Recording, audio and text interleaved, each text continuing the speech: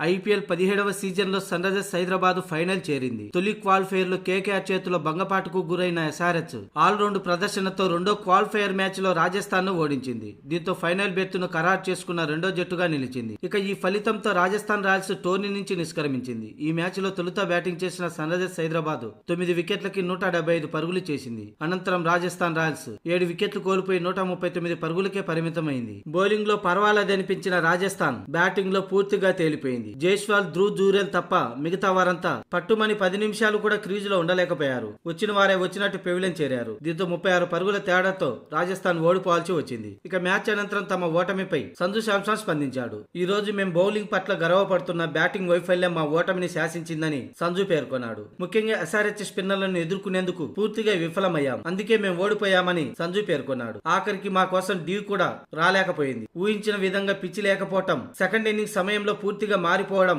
బంతి బాగా టర్న్ అయిందని, అందుకే బ్యాటింగ్ సరిగ్గా చేయలేకపోయామని సంజు శాంసన్ పేర్కొన్నాడు. ఈసారి కప్పు కొడతామనే ఆశ ఎంతగానో ఉండేది. ఆ కళ నెరవేరలేదని, అటు బ్యాటింగ్ బౌలింగ్ మంచి ప్రదర్శన చేసిన ఎస్ఆర్హెచ్ ఈ విజయానికి అర్హులని సంజు పేర్కొన్నాడు. ఇక ఫైనల్ కు వెళ్లిన జట్లు అత్యుత్తమంగా ఉన్నాయి అని సంజు శాంసన్ పేర్కొన్నాడు.